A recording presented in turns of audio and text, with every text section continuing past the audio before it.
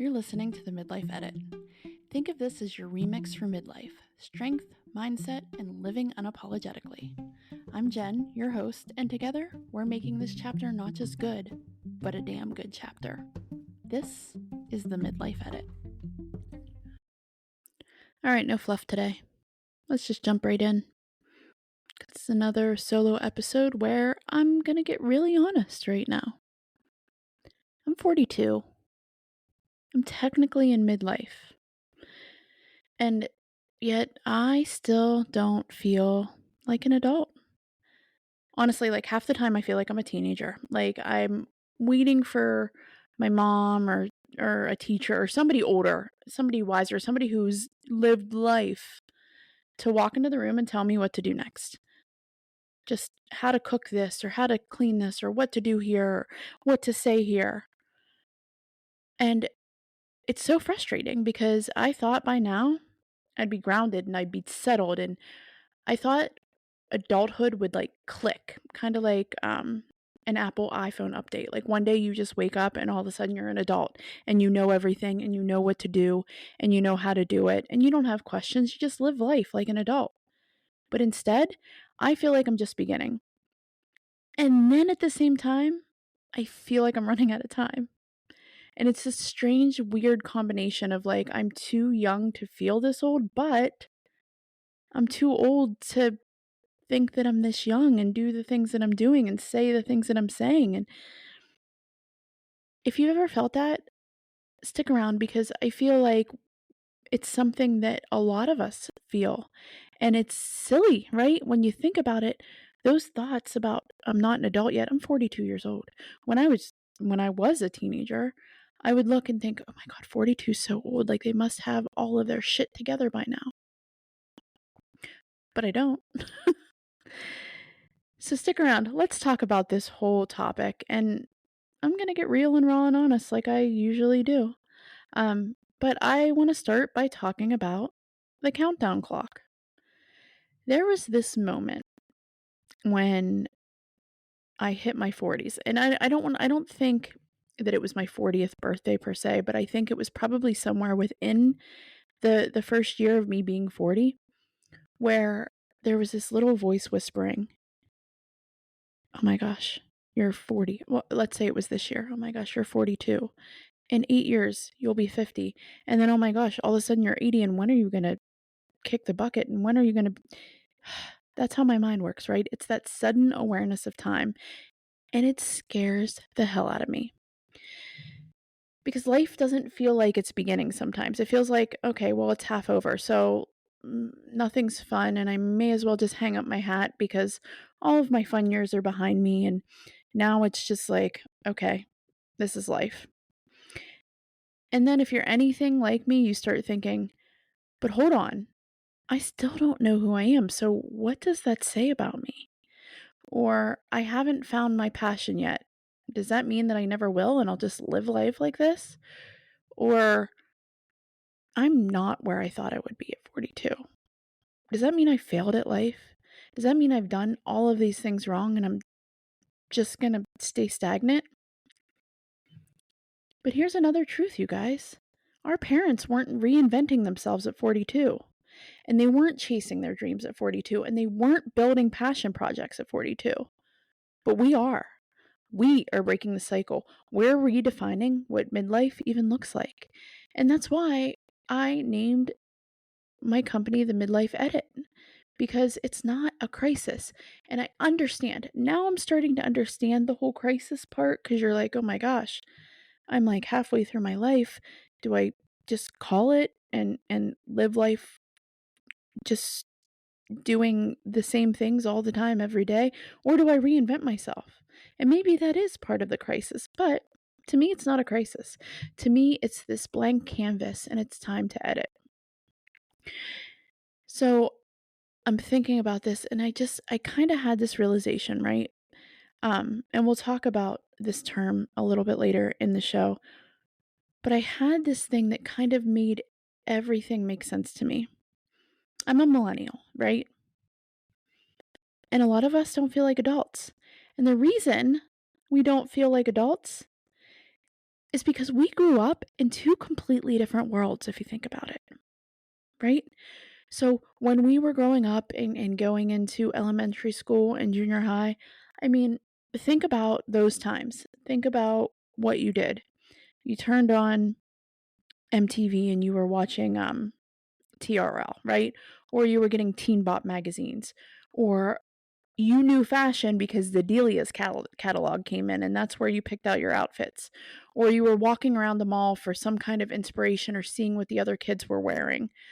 You were discovering the trends and everything like that in person, and you were picking up the phone and calling your friends on a landline. I'm telling you, I can spout off right now three of my closest friends from junior high, their house phone numbers. I couldn't tell you what their cell phone numbers are, but I can tell you I still remember their house phone numbers. But we had to physically pick up and call and talk to friends. And you know what? Sometimes it was kind of scary because if it was like a new friend or like a new boyfriend or your crush or whatever, you had to call their house phone. And 9 times out of 10, their parents were answering the phone. So you had to call and you had to ask for them, right? And that's anxiety in itself. But my whole point behind this is identity wasn't handed to us. We had to go find it, we had to figure it out.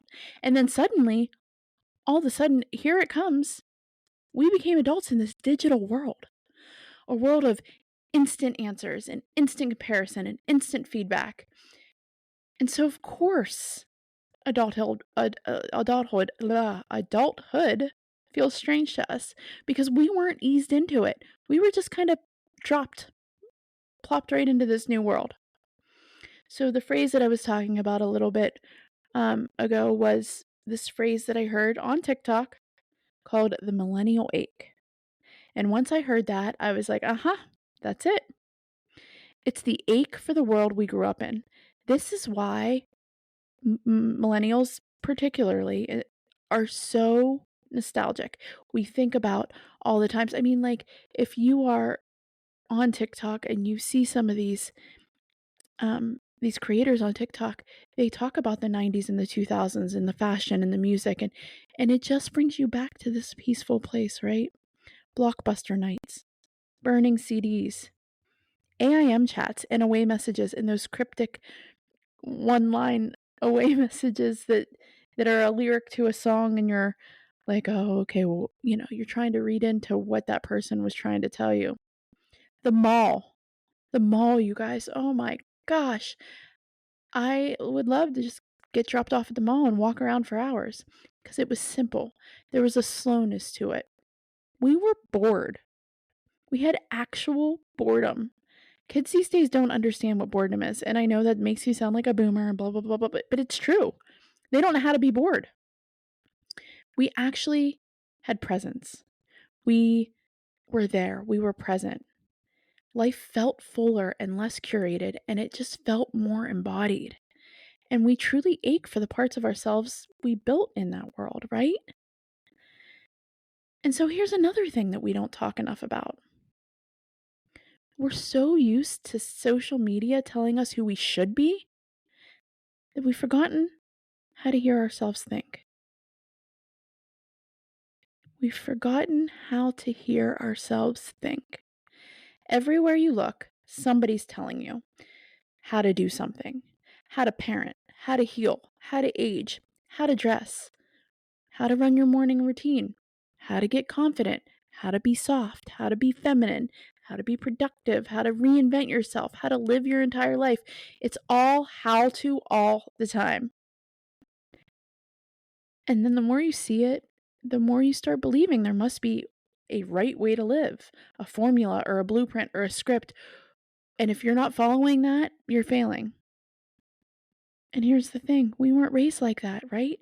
We weren't raised scrolling. We weren't raised being coached by influencers. We weren't raised with an algorithm that was whispering, here's what you should do today. Here's who you should be. We had to figure out ourselves along the way. We had to figure this whole thing out, the slow way, the human way, by trying things, by messing up, by learning, by living. And we were okay with trying new things and messing up and failing because there wasn't somebody with a camera in their hand at all times pointing it out and laughing at us when we post it on Facebook or YouTube or TikTok or whatever. There was a lot less pressure, and it was okay to fail. And now we're adults trying to build our identity in a world where everybody else is broadcasting theirs. We're trying to hear our own voice, but there's a world that's just screaming at us to listen to theirs. So of course we feel lost. Of course we don't know who the hell we are. Of course we question everything. But when we question everything, it's not out loud to other people, it's in our own heads. How can you know yourself when you're being told who to be all day long? And then how can you trust your own instincts when you're constantly absorbing everybody else's? How can you become your own person when every scroll hands you another identity to try on? Honestly, you guys, we were never meant to receive this much input. We were never meant to compare ourselves this much. We were never meant to absorb this many opinions and not only absorb them, but in a small amount of time. So many opinions. If you're scrolling right now, or if you've scrolled in the past hour, think of how many different people you saw and how many different personalities and how many different opinions. Think about that just 1 second. We were never meant to absorb that, especially so quickly. We're overstimulated. We're over-influenced. And that just means that we underconnected to ourselves. And that is the part why we don't feel like adults. Because we've spent so long looking outside ourselves for direction that we forgot what it feels like to lead our own lives. Isn't that crazy? Think about it. Did you just get that aha moment? But here's the good part. We're doing something that no generation before us has ever done. We're reinventing ourselves at 40. We're figuring out our passions now. We're discovering what actually matters to us now. We're starting careers over now. We're writing new stories. And we're doing it in a world that expects instant success. Meanwhile, our parents and our older coworkers and relatives, they might not get it. To them, 40 meant stability. To us, 40 means curiosity. We're not lost. We're rewriting the rules. This is where it just gets confusing for us millennials because again, we grew up watching our parents do the same things and live the same life and work at the same place. And we didn't have social media and we didn't have people telling us what to do. And then all of a sudden we did. And so now it's giving us permission to pursue all these different passions, but at the same time, people are telling us that we should be instant successes. And that, my friends, is something that can really have a negative impact on you. When you're watching all of these people, and look, I've done it. I've drank all the Kool-Aid. I've done all of the things. But, there are influencers out there and even like extremely popular and knowledgeable and well-versed influencers and self-help people, motivational speakers, but we get so much of it all of the time that no wonder we're changing our minds all the time and we're one person one day and another person another day. We're drinking all the Kool-Aid. It's just we're different flavors all the time.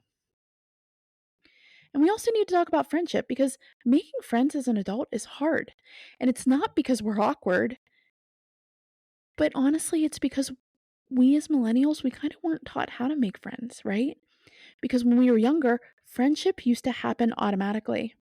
In school, in neighborhoods riding your bike or playing a pickup basketball game, in your college dorms, at Michael's Pizzeria after school on the last day of school. All of a sudden, everybody was talking and you made friends. But now, everybody's busy or isolated or overwhelmed.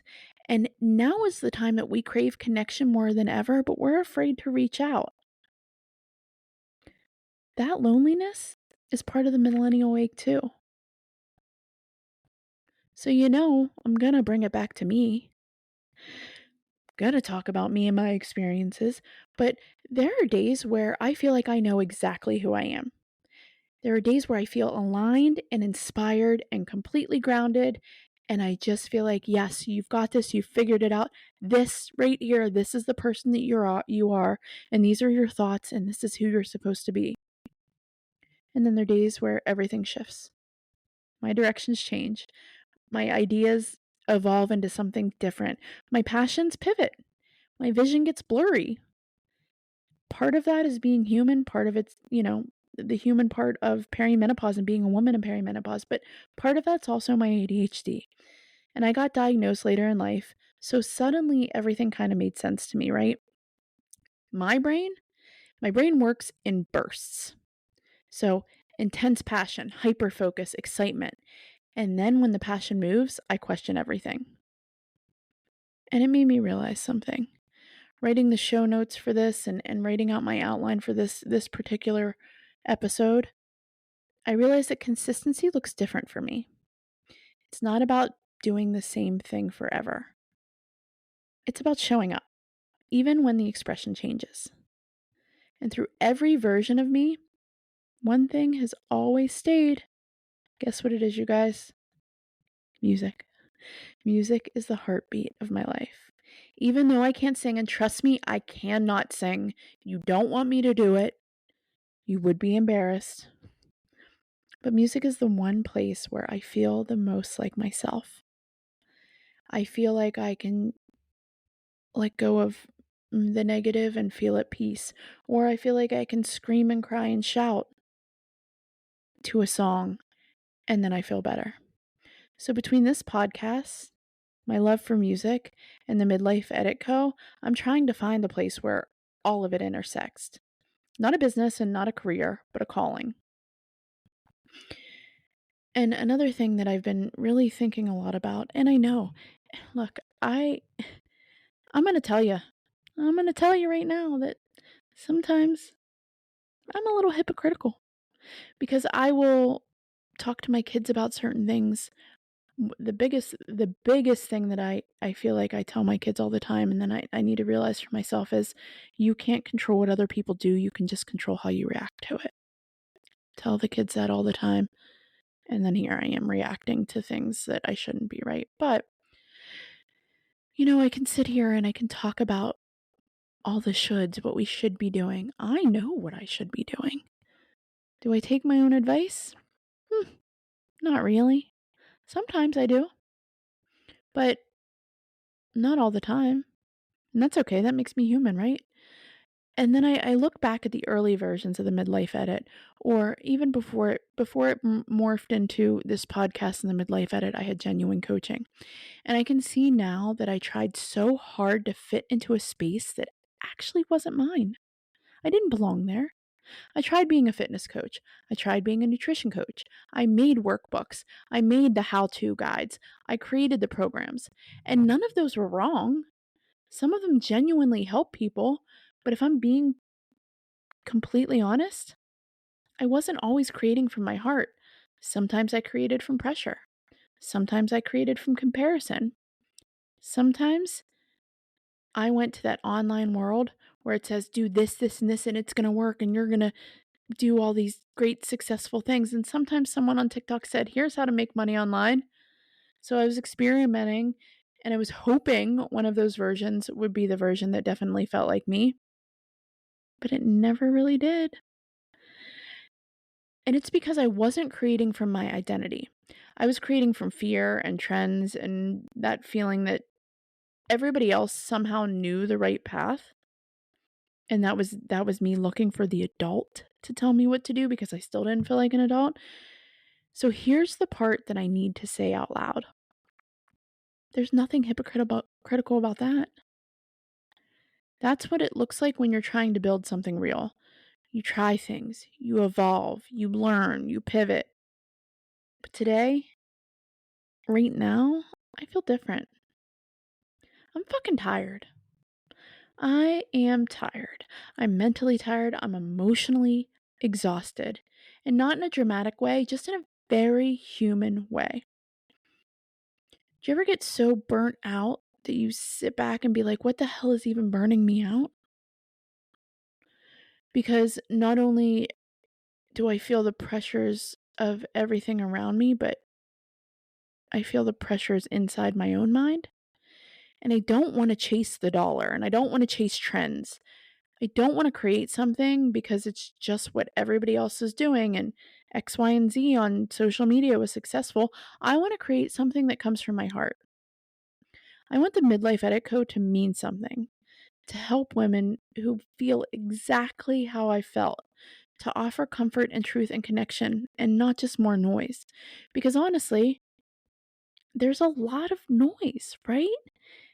Especially now, it seems like, and you may agree with me and you may not, but it seems like for the longest time, perimenopause and menopause and women's issues and women's everything, mental health, regular, like body health, all of it, it was always kind of pushed to the side and we were really quiet about it. Now we're not, right? And I love that. I love that we're speaking up and we're saying to medical professionals, no, I know that something's not right, or we're talking about perimenopause and menopause so much more now.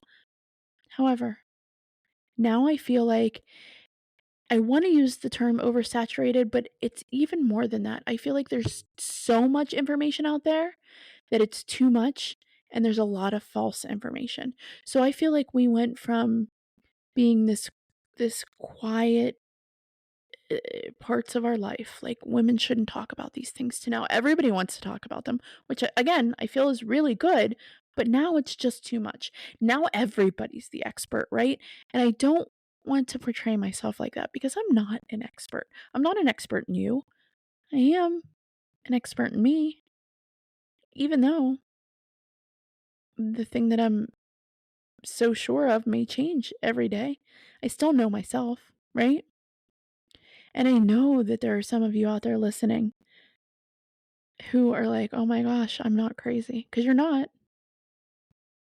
You're not crazy at all. This is just how life works. I've been so tired this week that I literally didn't want to do anything other than cry because I was so tired that I didn't know what to do. But then I put pressure on myself. And I think, well, this needs to be done and that needs to be done and who's going to do this and what's going to... it's just that mind thing that we play with ourselves. So with the Midlife Edit Co, with my platform, with whatever, I want to create something where one, you as the woman who is struggling and going through these things, but you're not struggling all the time. Only some days, right?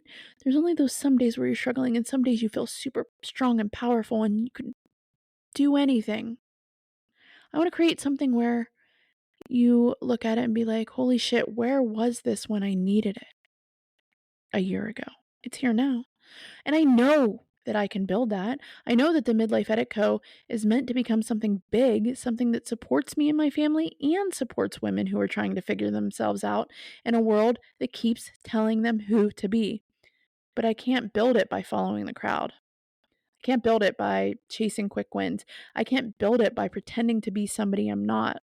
And this is where I feel like a lot of these influencers lose themselves. I'm not a therapist and I shouldn't... I know. Maybe I'm wrong. Maybe I'm completely wrong and I shouldn't be analyzing these people, but if you step back and you look at the real truth, what do you know about these people?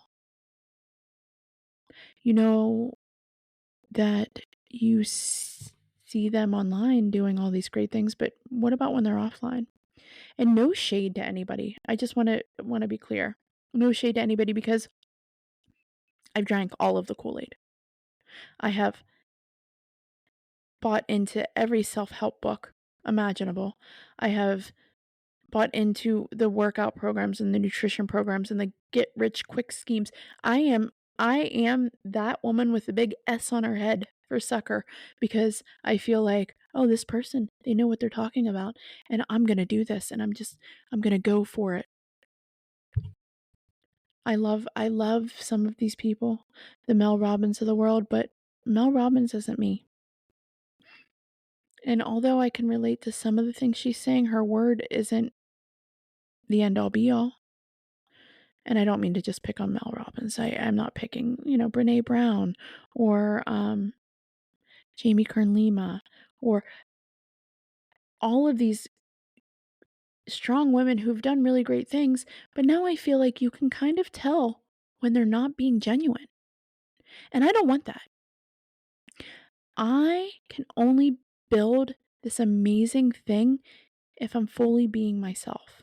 So I don't want to be what everybody else thinks I should be. I want to be me. And that feels like the truth I've been needing to say out loud. Because I need to be happy with me. Because how am I about to tell everybody else that you need to be happy with yourself and you need to fix yourself and you need to do all these if I'm not practicing it myself, right? Listen, there's no guide that is going to make you automatically feel better. There's no pill that you're going to take and you're instantly 10 pounds later. There's no meditation that you're going to do one time that fixes everything. This is an ongoing thing that we constantly have to work on ourselves, and it's okay if we change, and it's okay if we fail. Failure's good. Look, I'm not going to give you parenting advice, but I do think it's okay to teach kids to fail. Because what happens in the real world? We fail a lot, you guys, right? We need to know how to process that. Anyway, what do we do with all this? Well, we stop trying to become the adult somebody else told us to be. And we start becoming the version of ourselves we were always meant to grow into. And that growth to me doesn't look like a chart that starts at the bottom and just consistently goes up. It looks like a chart where I'm ebbing and flowing and I'm changing and I'm reinventing myself constantly. And it keeps it fun and it keeps it happy, I guess. I don't want to be a person that somebody else tells me to be. I want to be me. And it's okay if I don't know who me is right now. I want to reclaim slowness and nostalgia and music and creativity and connection and curiosity and authenticity and play. I want to play. I want to go back to that whole thing about boredom. We knew how to be bored when we were younger. We found a way to not be bored by playing. I'm going to use that term, but kids these days, they don't know how to play. And I think that is, we're losing creativity. We need to teach ourselves to play again so we can show the next generation how to play and how to be happy and how to become themselves. Be present. That's what I'm chasing. I'm chasing presence and I'm chasing the permission to change. I'm giving myself permission to change and I'm giving you permission to change because we're not stuck. We're becoming. And because I've been doing this deep work in myself and I've done all the things, the journaling, the reflecting, reconnecting. I really do want to create tools that can help with that. Not a trend, not a system, not a productivity hack, just real honest work. And so that's what I'm working on behind the scenes. I'm working on something that has never kind of been done before, but something that we all kind of need. So, whatever. I'll talk about it soon. I'll share more soon because honestly, I'll probably change my mind 6 times before I tell you what it is, But listen, if you're a millennial, you get it. You understand exactly what I'm talking about. And I really just want you to know that it's okay. That millennial ache, it sucks, but it's okay that you're feeling this way. It's okay to be tired. It's okay to reinvent yourself. It's okay to change your mind. It's okay that today your favorite color was black, but tomorrow your favorite color is blue. It's fine. You're allowed to change your mind. You're allowed to move. You're not a tree. You're not stuck, right? Please just take a few minutes and think about all of the things that I said here today. And when you're scrolling that next time through TikTok or Instagram Reels or whatever it is, just think about what you're seeing, what you're absorbing, and what you're telling yourself about yourself as you're absorbing that. I appreciate you. You're not behind, you're not late, and you're not running out of time. You're growing into the woman that you were always meant to be, and it's happening right on schedule because that's your schedule. And this is just part of our millennial midlife awakening. And honestly, I think it's going to be a beautiful fucking chapter. Thank you for listening. Like, share, follow, do all of the things. Leave me comments. Guys, that's all I want. I just want you to leave me a 5-star review and share this with somebody who you think that would really benefit from it. We're all in this together. Millennials are amazing, and so are the other generations. But I hope that you kind of took something away from this, and maybe it clicked for you, that aha moment. Let's talk about it more, because I'm going to. Because that's what I do, right? If I find something, again, that little brain that I'm passionate about, I'm going all in. So we're going to talk about it a lot more. Happy Thanksgiving. I am recording this the week of Thanksgiving. So if you're listening to it this week, I hope that you are having a great week and that you and your family are happy and healthy and enjoying one of the best holidays ever. Guys, don't forget about the less fortunate people out there. Feed the People Tour t-shirts all year round. All the profits go straight to feeding America, so go check those out on the midlifeeditco.com. But other than that, please just enjoy this time. Continue to be you. Hold your head up because you're the only one who gets to tell you who to be. Have a great holiday, and I will see you next week. Let's make it a damn good chapter. You've been listening to the Midlife Edit, your remix for midlife. Remember, we're making this chapter not just good, but a damn good chapter. Want more? Join the Midlife Edit Insiders group on Facebook for deeper conversations, grab the curated playlists to fuel your comeback tour, and check out the merch that lets you wear your midlife with pride. Everything's linked for you in the show notes. And until next time, keep living bold, strong, and unapologetic. This is the Midlife Edit. Let's make it a damn good chapter.